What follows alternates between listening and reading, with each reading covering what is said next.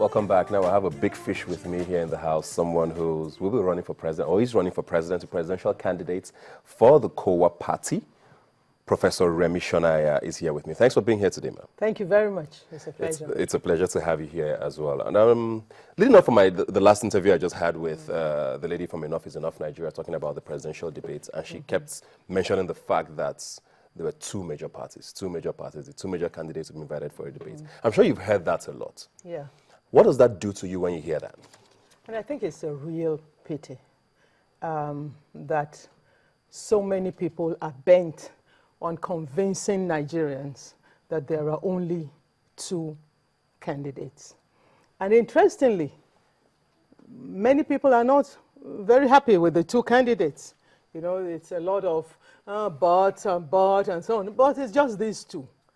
And I think we're shortchanging ourselves because we do have now 14 candidates, and to not give ourselves the opportunity of considering all the options that we have, and maybe whether the media or even, you know, several civil society organizations and so on, everybody is like, we have two candidates. Some may even qualify by saying two major candidates. Okay, that's fair enough.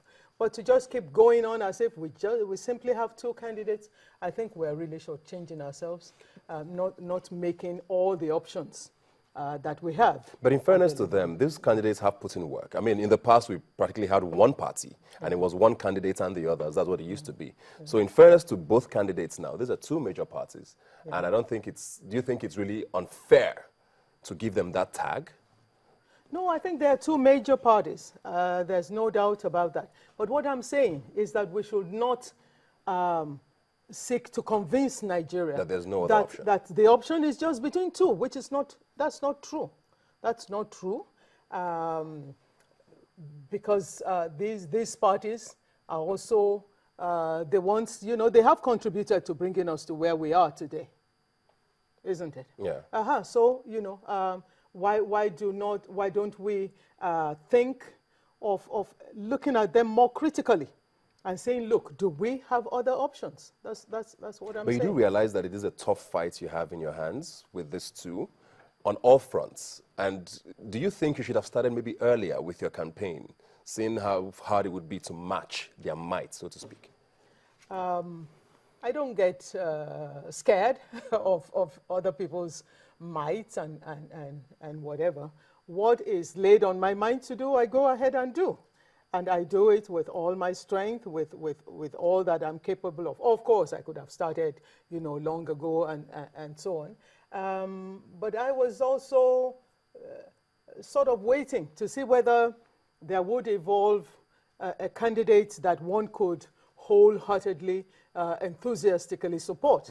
Yeah. When it looked like that wasn't going to happen, I knew what I had to do, and I did what I felt I had to do. How long have you been in active politics?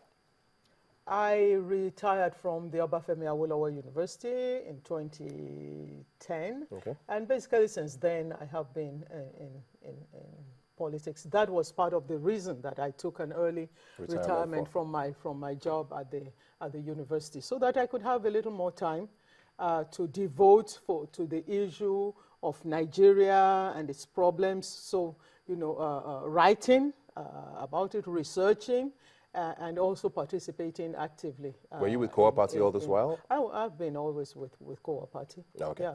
Let's go into the issues now. And I think one of the biggest, one of the biggest issue in Nigeria today is security, or the lack of it.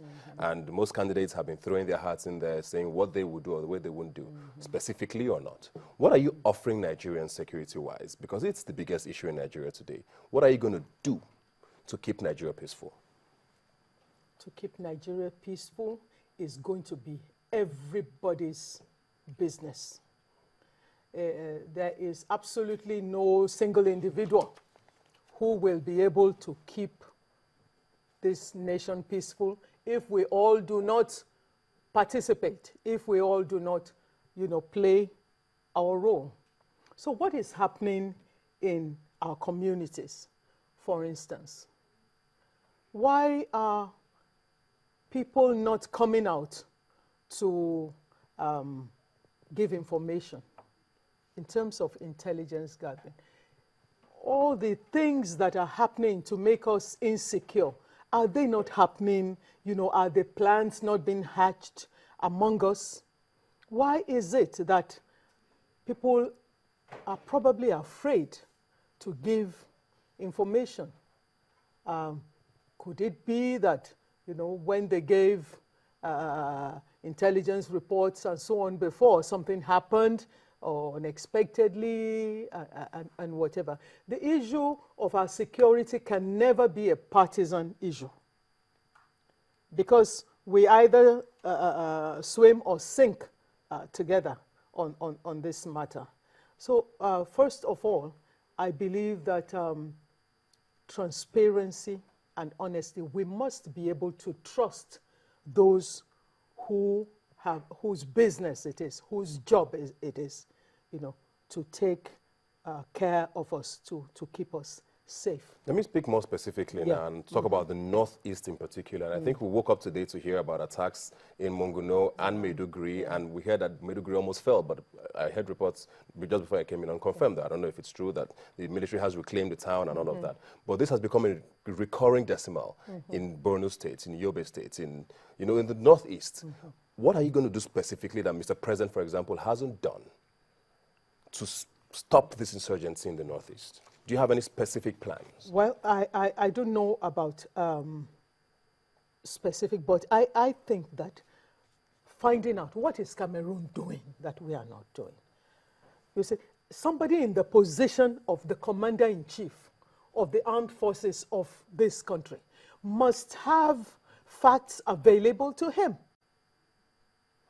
based on which very concrete, decisive action can be taken.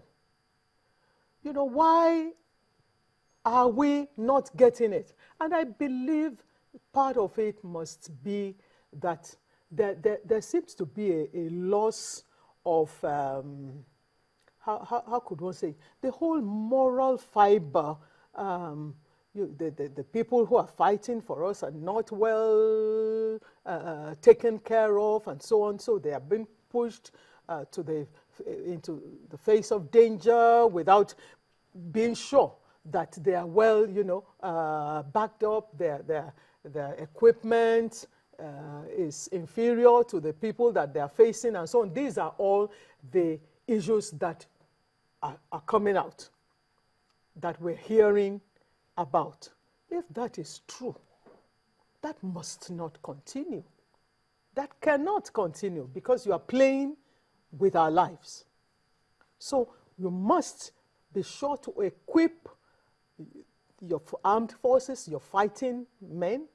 You must ensure that in case of anything happening to them, their families are well taken care of. We heard that the widows of people who lost, soldiers who lost their lives, had to go complaining, saying our husbands' allowances have not, been paid. So how can somebody lose his life fighting, defending his country? And now the widows and the children have to beg for food. You don't do things like that and expect that, you will be safe and secure in your own country. And still talking security, I mean, we did hear reports yesterday that ex-militants, using that word very loosely, did have a meeting saying that if Mr. President does not win the election, that they would cause havoc in the country. We've heard that a few times as well. And I've also seen a headline where you said you will be president in 2015. You were very sure of victory, which means if you win, Mr. President loses, and the Niger Delta is in chaos. What will you do to stem that? I believe that Mr. President should caution people who say things that are inflammatory. The issue of the headlines with me, I'll just, leave that aside, because you know how... you didn't say that, is that what you're saying? Not in those words, but okay. Anyway, let's leave that aside. People must be cautioned. People who support the president do not have the right to threaten the rest of us. And I really do expect the president to call them to order. I really do. How often are you in touch with the two major candidates? Are you in touch with them in any way? How often? Okay. Are you ever in touch with the two major candidates? No, not at all. The closest I got to them was when I shook their hands at the signing of the peace accord in Abuja. They have not reached out to me. Well, I have not reached out to them either, you know. So I don't know who should reach out to the other first. Yeah. Many people have said that you're in this race trying to pull the Sarah Jibril card. When you lose out on February the 14th, then you become a senior special advisor or a personal assistant or whatever it is to whoever wins eventually. That you're just in the race to, you know, make some noise and get an appointment eventually. How true is this? You know, it's I slightly feel offended by this kind of question, but I know that it has to be asked. The people who are saying that obviously are people who do not know me. So if you don't know a person, you are free to say, you know, what you like about them. Those who know me know the kind of person that I am, and they know that I would not be pulling this kind of stunt. So if you get offered an appointment after this, what happens? Do you take it? Are you going to take it? It's just what I want to know. No. You will turn down whatever appointment you get if you do not win the election? If you have to look at the entire structure within which you are working, within which you have to function.